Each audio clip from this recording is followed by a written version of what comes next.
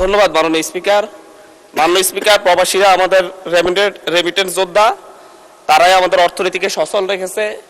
কিন্তু আমরা বিভিন্ন নিউজে প্রতিনিয়ত দেখতে পাই প্রবাসীদের নিঃস্ব হওয়ার ঘটনা। আমি কিছুদিন আগে সৌদি আরব গিয়েছিলাম, সেখানে প্রবাসী শ্রমিকদের সাথে কথা হয়েছে।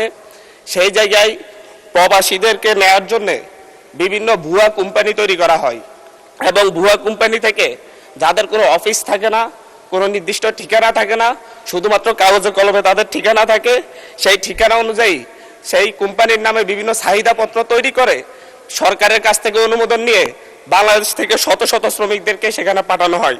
তারা সেখানে গিয়ে বিমান ভাড়া। মাননীয় সদস্য, আমাদের এটা হচ্ছে not statement, it's a question. Please আপনি একটা কোশ্চেন করেন, তাহলে অন্য মাননীয় সদস্য সুযোগ পাবেন আরেকটা কোশ্চেন করার। মাননীয় স্পিকার, আমি ব্যাকগ্রাউন্ডটা বললে কোশ্চেনটাকে ক্লিয়ার হতো। তো এই জায়গায় তারা সেখানে গিয়ে দেখতে পাই যে কোনো কোম্পানি নেই এবং হচ্ছে তাদের কোনো চাকরি পায় না। আমরা কিছুদিন আগেও দেখেছি যে হচ্ছে একজন না খেয়ে রাস্তায় মারা গিয়েছে। এবং এই ক্ষেত্রে আমি মাননীয় মন্ত্রীর কাছে আমার প্রশ্ন, এই ক্ষেত্রে বিভিন্ন ভুয়া কোম্পানি তৈরি করে যারা মানুষকে সাথে প্রতারণা করে বিদেশে নেয়, তাদের বিরুদ্ধে কোনো ব্যবস্থা নেওয়া হবে কিনা, এবং কোম্পানিগুলো যখন চাহিদাপত্র দেয় সেই চাহিদাপত্র সঠিক যাচাই বাছাইয়ের ক্ষেত্রে নতুন করে সরকার কোনো উদ্যোগ নিচ্ছে কিনা। ধন্যবাদ মাননীয় স্পিকার। ধন্যবাদ মাননীয় সদস্য। মাননীয় প্রতিমন্ত্রী। জি, মাননীয় স্পিকার, আপনাকে ধন্যবাদ। মাননীয় সংসদ সদস্যকে ধন্যবাদ।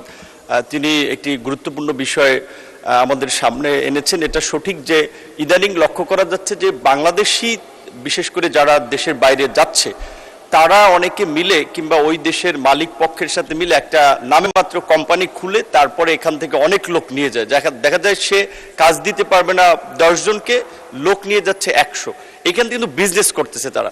সো এখন ওইখানে যখন একটা ডিমান্ড লেটার ওখানকার দূতাবাস কর্তৃক সত্যায়িত এখানে জমা দেয়, তখন কিন্তু আমরা এটা ধরে নেই যে ওখানকার এমবাসি যাচাই বাছাই করেছে।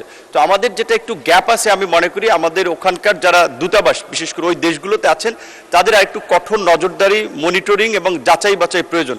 এই বিষয়ে আমরা পররাষ্ট্র মন্ত্রণালয়ে যৌথভাবে কাজ করছি। আমাদের মন্ত্রণালয়ের অধীনে 27টি দেশে 30টি শ্রম কল্যাণ উইং রয়েছে। এখানে যে জনবল এবং প্রকৃত অর্থে তাদেরকে যে ফিনান্সিয়াল সাপোর্ট দেওয়া হয়, সেটা এই কাজের জন্য যথেষ্ট নয়। আমরা এই বাজেটে সরকারের কাছে বরাদ্দ চেয়েছি। আমাদের মন্ত্রণালয়ের লোকবল বাড়ানোর পাশাপাশি আমাদের পররাষ্ট্র মন্ত্রণালয়ের মাধ্যমে আমাদের রেগুলার ডিপ্লোমেসির পাশাপাশি মাইগ্রেশন ডিপ্লোমেসিকে আমরা গুরুত্ব দিচ্ছি। আশা করি আমরা কিছু এখানে প্রতিকারমূলক ব্যবস্থা ভবিষ্যতে নিতে পারবো। ধন্যবাদ।